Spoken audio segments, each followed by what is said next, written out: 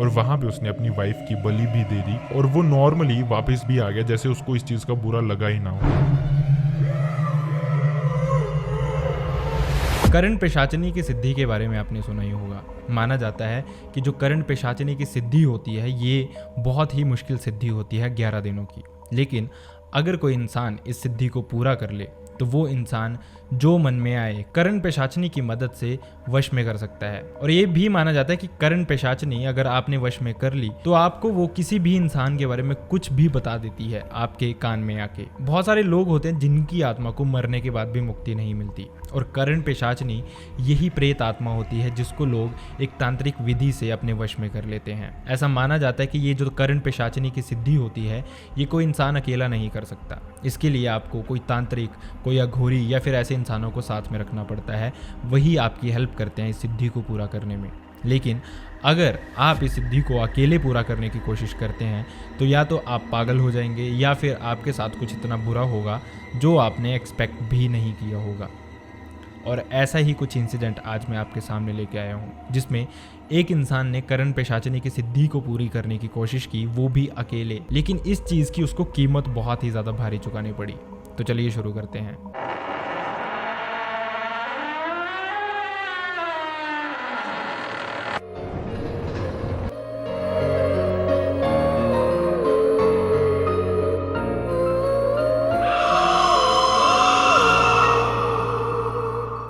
तो इस इंसिडेंट की शुरुआत हुई थी 2 भाइयों से।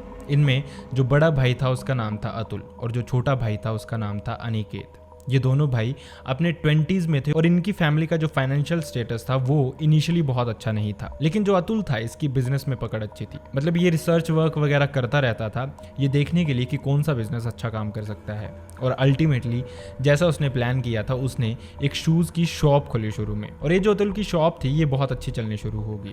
इसके बाद धीरे धीरे अतुल शॉप से स्टोर में पहुंचा और स्टोर से उसने अपना ही एक वेयर हाउस बना लिया जिसमें वो मैन्युफैक्चरिंग भी खुद ही करता था, जिस वजह से उनका जो प्रॉफिट था वो अल्टीमेटली बढ़ना शुरू हो गया। और फाइनेंशियली वो जहां कुछ भी नहीं थे वहां वो बहुत ही ज़्यादा स्ट्रॉन्ग हो गए कुछ ही सालों में। और साथ ही जो अतुल का छोटा भाई अनिकेत था वो भी अतुल के साथ ही काम कर रहा था।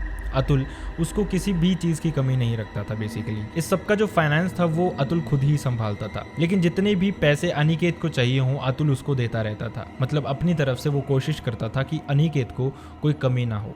अब धीरे धीरे सब बढ़िया ही चल रहा था, दोनों भाइयों में प्यार भी बहुत था। अब इसके बाद जो अतुल था उसकी शादी होगी और ऐसा माना जाता है कि शादी के बाद ये स्टेटस थोड़ा बदल जाता है। लेकिन शायद अनिकेत अभी बहुत ही ज़्यादा फॉर्चुनेट था क्योंकि जो अतुल की वाइफ थी वो भी अनिकेत को अपने बेटे की तरह ही समझती थी, और अतुल अनिकेत का जैसा रिलेशन पहले था वो वैसा ही आगे भी चल रहा था और सब चीज़ें बहुत नॉर्मल थी। इनकी फैमिली एक हैप्पी फैमिली की तरह ज़िंदगी जी रही थी। लेकिन शायद अभी कुछ मुसीबतें इनकी ज़िंदगी में आने वाली थी। जो अनिकेत था उसकी भी शादी हुई और शादी के बाद भी अनिकेत अतुल के साथ ही काम कर रहा था। लेकिन ये चीज़ जो अनिकेत था उसकी वाइफ को थोड़ी अजीब लगती थी कि अनिकेत अपने भाई के अंडर ही काम कर रहा है और जो पैसे खर्चा जो भी करना होता था वो अतुल ही उसको देता था, जो कि काफ़ी नॉर्मल सी ही बात थी क्योंकि जो फाइनेंस था वो सारा का सारा अतुल खुद ही संभाल रहा था। अपनी तरफ से वो कोशिश करता था कि अनिकेत को कोई कमी ना आए। इनफैक्ट वो उसको हमेशा थोड़े एक्स्ट्रा ही पैसे देता था हर चीज़ के लिए। लेकिन शायद अभी भी अनिकेत की वाइफ को इससे खुशी नहीं थी क्योंकि वो चाहती थी कि वो भी अतुल की तरह कुछ अपना ही शुरू करे, और यही बोल बोल के वो हमेशा अनिकेत के कान भरती रहती थी, जिस वजह से अल्टीमेटली जो अनिकेत था वो भी इन्फ्लुएंस होने लग पड़ा अपनी वाइफ की बातों से, और धीरे धीरे दोनों भाइयों में कन्फ्लिक्ट आने लग पड़े। हालांकि अतुल के दिल में ऐसा कुछ भी नहीं था और ना ही अतुल की वाइफ के दिल में ऐसा कुछ था अनिकेत के अगेंस्ट, लेकिन अनिकेत के दिमाग में कुछ और ही चलना शुरू हो गया था और वो एक तरह से अपने भाई को ही कंपटीशन देना चाहता था। उसका प्लान था कि वो भी अपना ही एक बिजनेस खोलेगा अपने भाई को ही कंपटीशन देने के लिए। अतुल को इससे भी कोई प्रॉब्लम नहीं थी। अतुल बेसिकली चाहता था कि अगर वो कुछ अपना भी करना चाहता है तो फाइनेंशियली अतुल उसको सपोर्ट करे, लेकिन यही बात अनिकेत और उसकी वाइफ को गवारा नहीं थी और वो चाहते ही नहीं थे कि वो किसी भी तरह का फेवर अतुल से ले।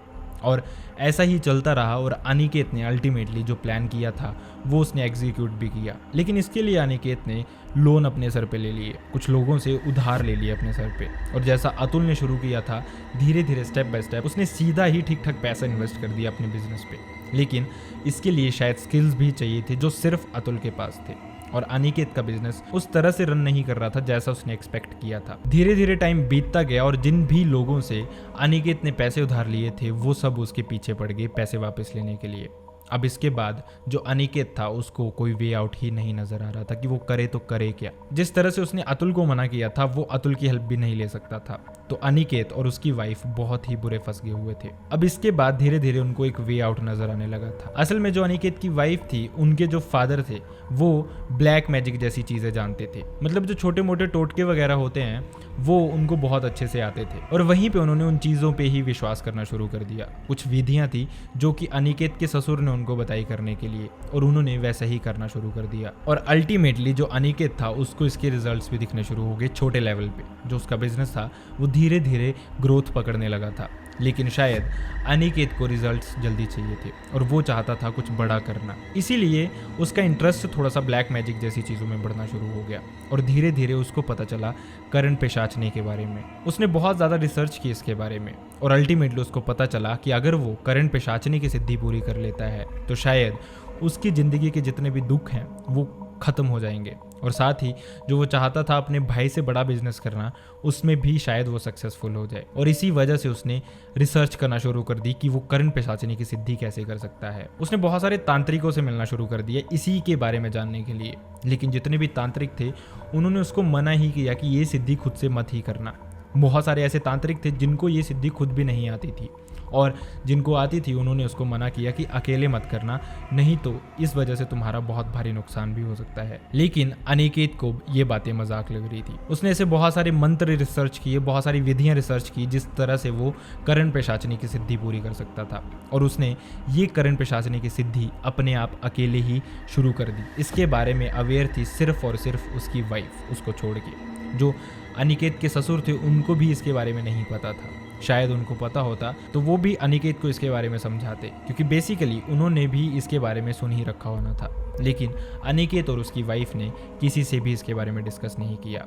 ऐसा माना जाता है कि करण पेशाचनी की 11 दिन की जो सिद्धि होती है वो बहुत मुश्किल सिद्धि होती है। ये रात को सिद्धि करनी पड़ती है जिसमें आपको शमशान घाट या फिर ऐसी ही सुनसान जगहों पे अकेले बैठ के ये सिद्धि पूरी करनी पड़ती है। इसमें 11,000 मंत्र होते हैं जिनका उच्चारण आपको 11 दिन लगातार करना होता है। और ऐसा भी माना जाता है कि इस प्रोसेस के ड्यूरिंग भी बहुत सारी ऐसी पैरानॉर्मल चीज़ें हैं जो आपको फेस करनी पड़ती हैं। आपको हमेशा ऐसा लगता है कि शायद आपके अराउंड कोई घूम रहा है, आपकी सिद्धि कोई तोड़ना चाहता है या फिर आपको कोई डराने की कोशिश कर रहा है। लेकिन जो इंसान इन चीज़ों से नहीं डरता है, जो इंसान इन चीज़ों को पार पाता है, वही करण पेशाचनी की सिद्धि पूरी कर पाता है। और ऐसे ही कुछ मोटिव अनिकेत के भी थे। हालांकि अनिकेत का नेचर पहले ऐसा नहीं था, लेकिन जो अभी सर्कमस्टांसेस उसकी लाइफ में बन गए थे उस वजह से अनिकेत ऐसा हो गया था। और अब उसके सर पे एक तरह से ये भूत ही सवार था कि उसको अपना बिजनेस खड़ा करना है अपने भाई से बड़ा। और भाई के दिल में ऐसी कोई खोट थी भी नहीं। वो चाहता था कि वो हर पॉसिबल वे में अनिकेत को सपोर्ट करे, लेकिन अनिकेत के दिल में जो अब आ गया था, अनिकेत ने सोचा था कि वो पूरा करके ही छोड़ेगा, तो उसने ये सिद्धि अकेले ही शुरू कर दी। अब धीरे धीरे ये प्रोसेस चल रही थी और अनिकेत को ऐसा लग रहा था कि शायद वो सब कुछ ठीक कर रहा है। उसको ये सारी चीज़ें फील होती थी जो उसने सुना था कि करण पेशाचनी की सिद्धि के दौरान किसी को फील होती हैं।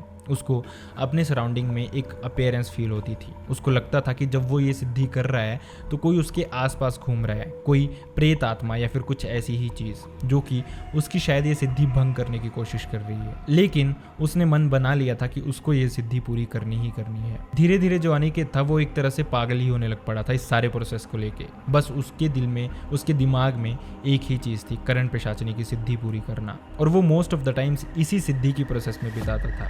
जो बिजनेस था वो उसकी वाइफ संभाल रही थी इस ड्यूरिंग, क्योंकि अनिकेत के पास इतना टाइम ही नहीं होता था कि वो जाके अपना बिजनेस भी देख पाए। उसने कुछ बड़ा ही प्लान किया था। अब इसके बाद जब ये पूरा का पूरा प्रोसीजर ख़त्म हो गया तो ऐसा माना जाता है कि कुछ दिनों के बाद आपको एक अपीयरेंस फील होने लग पड़ती है। आपको ऐसा लगने लगता है कि आपसे कोई बात करना चाहता है, आपके कानों में कोई विस्पर करना चाहता है कुछ। और ऐसा ही अनिकेत के साथ होने लग पड़ा था। लेकिन शायद अनिकेत की जो सिद्धि थी वो ढंग से पूरी नहीं हो पाई थी। उसने कुछ और ही सिद्ध कर लिया था, शायद कोई ऐसी आत्मा जो कि सिर्फ और सिर्फ अनिकेत से बुरा करवाना चाहती थी। अब इसके बाद अनिकेत की कुछ इच्छाएं थी वो पूरी होने भी लग पड़ी थी। ऐसा माना भी जाता है कि जितनी भी ये नेगेटिव एंटिटीज़ होती हैं, नेगेटिव चीज़ें होती हैं, ये पहले आपका फ़ायदा करती हैं बिना आपको बताए किसके बदले में वो आपसे क्या एक्सपेक्ट करती हैं। और ऐसा ही कुछ अनिकेत के साथ भी हो रहा था। अनिकेत बहुत खुश था कि फाइनली जो उसने सोचा था वो हो रहा है, उसका बिजनेस भी अच्छे से काम कर रहा था और अल्टीमेटली वो अपने गोल की तरफ ही बढ़ रहा था। लेकिन शायद अनिकेत के साथ अब कुछ बुरा भी होने वाला था। अब वक्त था अनिकेत के लिए इस सब की कीमत चुकाने का, और ये जो कीमत थी ये शायद बहुत ही बड़ी कीमत थी। ये जो करण पेशाचनी की सिद्धि उसने की थी और उसको लग रहा था कि जो प्रेत आत्मा उसने सिद्ध की है वो उससे बदले में एक सेक्रीफाइस चाहती थी, और ये जो सेक्रीफाइस था ये किसी अपने की ही बलि थी। ऐसा नॉर्मली होता नहीं है कि करण पेशाचनी की सिद्धि करने के बाद आपको किसी अपने की बलि देनी पड़े, लेकिन जैसा मैंने आपको बताया उसने ये सिद्धि खुद ही की थी, और शायद जिस चीज़ की सिद्धि उसने कर ली थी वो असल में कोई ऐसी प्रेत आत्मा थी या फिर कोई ऐसी बुरी आत्मा थी जो सिर्फ उसका बुरा ही चाहती थी। अब ऐसा ही होना शुरू हो गया था, और ये जो प्रेत आत्मा थी ये पूरी कोशिश कर रही थी उसको ये बताने के लिए या फिर ये मनाने के लिए कि वो किसी अपने का सेक्रीफाइस करे। अब जो उसका भाई था या फिर उसकी जो भाभी थी उनसे उसकी बात होती नहीं थी, और उसके पास अब सिर्फ एक ऑप्शन था, अपनी वाइफ। और अल्टीमेटली जो अनिकेत था वो इतना पागल हो गया था इन सब चीज़ों की वजह से, जैसा वो देख रहा था कि उसकी ग्रोथ हो रही थी बिजनेस में और अल्टीमेटली जो वो चाहता था वो हो रहा था, तो वो इतना पागल हो गया था इस सब में कि उसको ये सेक्रीफाइस भी छोटा ही लग रहा था। वो अपने बिजनेस की ग्रोथ देखना चाहता था और बदले में वो अपनी वाइफ को सेक्रीफाइस करने के लिए भी रेडी हो गया। अब इस सब का एक प्रोसीजर था जो कि उसने खुद से ही प्लान किया हुआ था। बेसिकली जो उसकी वाइफ थी उसका खून उसको वहीं पे झड़ाना था जहाँ पे उसने ये सारी सिद्धि की थी, और कुछ मंत्र कुछ विधियाँ इसमें भी थी, और इसी वजह से उसने प्लान किया और वो अपनी वाइफ को उसी जगह पे लेके गया ये बता के कि जो भी उसने सिद्धि की है उसका जो फाइनल पार्ट था वो रहता है और वो उनको आज कंप्लीट करना है। और यही कह के वो अपनी वाइफ को साथ लेके गया, और वहाँ पे उसने अपनी वाइफ की बलि भी दे दी, और वो नॉर्मली वापस भी आ गया जैसे उसको इस चीज़ का बुरा लगा ही ना हो। यहाँ तक कि उसने अपनी वाइफ की बॉडी को भी छुपा दिया जिस वजह से उसको कोई ढूंढ ना पाए, और पुलिस वालों को इस बात की अभी खबर तक नहीं थी कुछ दिन। लेकिन शायद इसके बाद भी कुछ चीज़ें ऐसी रहती थी जो कि अनिकेत के साथ होनी बाकी थी। अनिकेत ने सबसे बड़ा शायद सेक्रीफाइस भी दे दिया था। अब अल्टीमेटली अनिकेत अकेला ही रह गया था, लेकिन जिस चीज़ की सिद्धि अनिकेत ने की थी वो उसका पीछा शायद अभी भी छोड़ने के लिए राजी नहीं थी, और उसको कुछ और भी अनिकेत से चाहिए था। अनिकेत का मेंटल स्टेट धीरे धीरे खराब होने लग पड़ा था और वो एक तरह से पागल ही होने लग पड़ा था, और अल्टीमेटली जो ग्रोथ उसके बिजनेस में भी आ रही थी वो भी नीचे आनी शुरू हो गई थी दोबारा से। और वो जो प्रेत आत्मा थी वो चाहती थी अनिकेत की भी जिंदगी खत्म करवाना किसी ना किसी वे में, और वैसा ही अनिकेत के साथ होने भी लग पड़ा। जो अनिकेत था वो अब पागल होना शुरू हो गया था, और वो सेल्फ हार्म ही करता रहता था किसी ना किसी वे में, कभी कहीं से कूद जाना, कभी कुछ ऐसी हरकतें कर देनी जिसकी वजह से उसको किसी ना किसी तरह से हार्म हो। और अनिकेत अल्टीमेटली शायद अपनी मौत ही खुद प्लान कर रहा था। इसके बारे में अतुल को भी पता चला, और दूसरी तरफ जो अनिकेत की वाइफ की फैमिली थी वो भी अनिकेत से बार बार पूछ रहे थे कि उनकी बेटी कहाँ है। ना वो उससे मिल पा रहे थे, ना उनकी उससे कोई बात हुई थी इस ड्यूरिंग, और वो जानना चाहते थे कि उनकी बेटी असल में है कहाँ। लेकिन अनिकेत से जब भी वो पूछते अनिकेत चाह के भी कुछ नहीं बता पाता था, क्योंकि वो एक तरह से पागल हो ही चुका था कम्प्लीटली।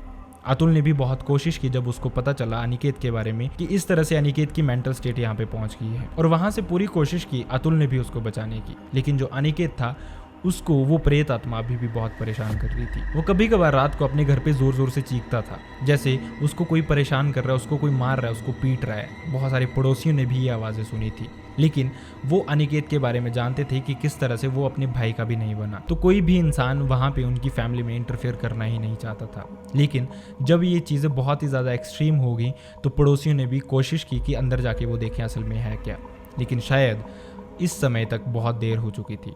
जो अनिकेत था वो अपने बेड पे ही पड़ा हुआ था और उसकी डेथ हो गई थी। वहाँ से नोबडी न्यू कि उसके साथ क्या हुआ क्या नहीं हुआ, किस तरह से उसकी मौत हुई, लेकिन most probably the reason was that प्रेत आत्मा। तो जब लोग फ़ायदे देखते हैं इस करण पेशाचनी की सिद्धि के, तो उनको बहुत सारे फ़ायदे दिखाई देते हैं ये सोच के कि शायद वो दुनिया को अपने वश में कर लेंगे। लेकिन इसके सर्कमस्टांसेस कुछ ऐसे भी हो सकते हैं, इसका भुगतान लोगों को इस तरह से भी करना पड़ सकता है। अगर आप किसी नेगेटिव एंटिटी की साधना करते हो, कोई भी चीज़ को मानते हो, पूजा करते हो, तो अल्टीमेटली वो किसी ना किसी दिन आके आपसे कोई ना कोई सेक्रीफाइस ज़रूर करवाएगी। सो अगर कोई यंगस्टर मेरी ये वीडियो देख रहा है, किसी के दिमाग में ऐसा कुछ हो, तो मैं यही प्रेफर करूँगा कि आप इन चीज़ों से दूर ही रहें। सो आई रियली होप होप आपको ये वीडियो पसंद आया हो। अगर वीडियो पसंद आए तो वीडियो को लाइक करना ना भूलें, चैनल को सब्सक्राइब करना ना भूलें, और साथ ही अगर आपके पास ऐसा कोई इंसिडेंट है अनफॉर्चुनेटली जो आप मुझसे शेयर करना चाहते हैं तो आप मेरी मेल आईडी या फिर मेरे इंस्टाग्राम पे मुझसे शेयर कर सकते हैं। दोनों का लिंक आपको मेरे डिस्क्रिप्शन बॉक्स में मिल जाएगा। So see you next time in a next video. Bye bye.